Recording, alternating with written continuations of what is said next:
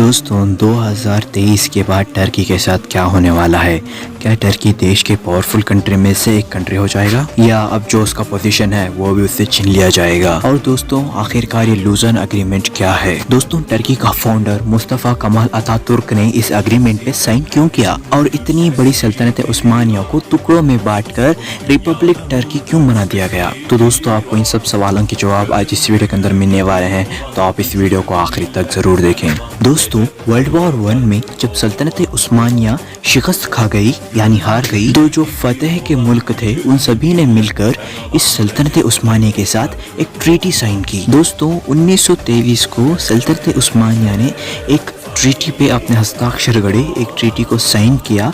दोस्तों इस ट्रीटी का नाम था लूजन ट्रीटी। इस ट्रीटी के चलते बहुत सारे सल्तनत उस्मानिया के सुल्तानों को अपनी पोजीशन को छोड़कर हटना पड़ा और बहुत सारे उस सुल्तानों को जिला वतन कर दिया गया यानी वतन से निकाल दिया गया, और जो बाकी के बचे थे सुल्तान उन्हें लापता कर दिया गया यानी मार दिया गया। और जो मुल्क इसके साथ ये एग्रीमेंट साइन किए थे उनका सिर्फ एक ही मोटिव था, टर्की को सेक्युलर कंट्री बनाना। दोस्तों उनकी मोटिव की तो ठीक बात है, उनका मोटिव अच्छा है कि इस कंट्री को सेक्युलर कंट्री बना रहे हैं, लेकिन यार जो मैं आपको जो कड़वे सच बताने वाला हूँ इनको सुनने के बाद आपको लगेगा यार ये टर्की के साथ बहुत गलत हुआ है। इस ट्रीटी के चलते यार जो भी मुसलमान अपने घर के अंदर कुरान रखता था उस कुरान को रखने के लिए मना कर दिया गया। और जो हम मस्जिदों में अजान देते हैं, जो अरबी के अंदर हम अजान देते हैं, इसको यार टर्की के अंदर टर्की की लैंग्वेज में देने के लिए कहा गया। दोस्तों जब हमारी मुसलमान औरतें बाहर निकलती हैं तो बुर्का पहन कर निकलती हैं और हिजाब डाल कर निकलती हैं, लेकिन टर्की के अंदर उन्होंने इसे भी खारिज कर दिया और बोला कि जो भी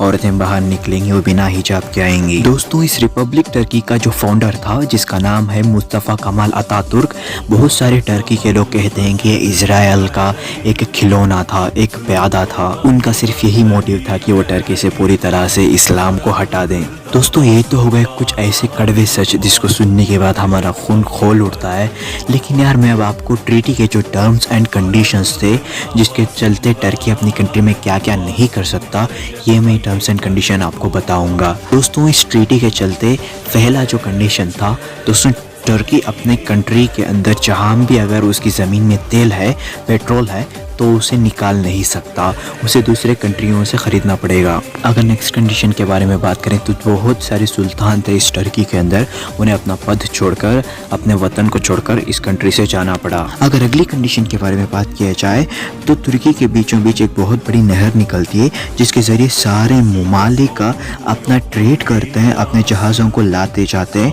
तो इस ट्रीटी के अंदर ये भी मेंशन किया गया कि जो टर्की है अपनी कंट्री के बीच में से जो नहर जाती है वहाँ से अगर किसी भी ममालिक का किसी भी कंट्री का जहाज जा रहा है तो उससे टैक्स वसूल नहीं करेगा। वर्ल्ड वाइड जो भी कंट्री है अगर ये टर्की के बीच में से जो भी जहाज लेके जाएगा, जो भी कंट्री वाला, ये टर्की को टैक्स नहीं दे सकता, वे फ्री से लेके जा सकता है। दोस्तों अब जो हम प्रेजेंट टर्की देख रहे हैं ये इतना छोटा नहीं था, पहले ये 3 कॉन्टिनेंट्स में फैला हुआ था और इसके अंदर बहुत सारे मुल्क आते थे, जैसे सीरिया हो गया, फ़लस्तीन हो गया, इजिप्ट हो गया, सऊदी अरब तक इसके अंदर आता था। और पहले जो सल्तनत उस्मानिया थी ये मक्का मदीना भी इनकी ही खिदमत में आता था। तो दोस्तों इस ट्रीटी के चलते इन सब ममालिक को टर्की से अलग कर दिया गया और इन सब के बीच में बॉर्डर डाल दिए गए और इन सबको अलग अलग देश बना दिया गया। तो अब आता है अगला सवाल कि 2023 के बाद क्या होगा। दोस्तों ये ट्रीटी ऑफ लूजन का जो अग्रीमेंट था तुर्की के साथ, ये सिर्फ 100 साल के लिए था। तो हम यहाँ पे साफ साफ देख सकते हैं कि 2023 के अंदर तुर्की के अंदर सारे रेस्ट्रिक्शंस हटा दिए जाएंगे और टर्की फिर से अपने सारे हक मांगेगा। टर्की 2023 के बाद सबसे पहला काम ये करेगा कि उसके देश के बीच में से जो नहर गुजरती है उसे ये अपने कंट्रोल में ले लेगा और इस नहर से जो भी जहाजें जाएंगी उनसे टैक्स वसूलेगा और अपनी इकोनॉमी को मजबूत बनाएगा। दोस्तों जो टर्की की ज़मीन है इसके अंदर बहुत सारा पेट्रोल है, बहुत सारा तेल है।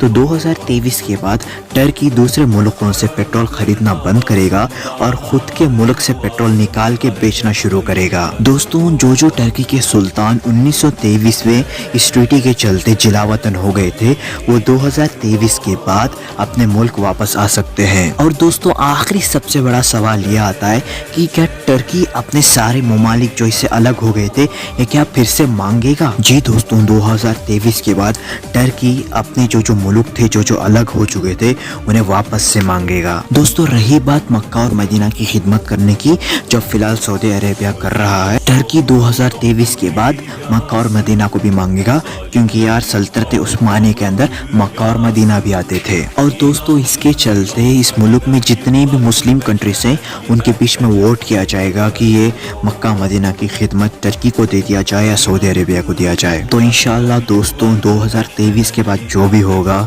یہ اچھا ہی ہوگا، دعا کرتے ہیں۔ انشاءاللہ دوستوں امید کرتا ہوں کہ میں نے آپ کو جو بھی بتایا اس ویڈیو کے اندر اس سے آپ کو کچھ نہ کچھ سمجھ آ چکا ہوگا۔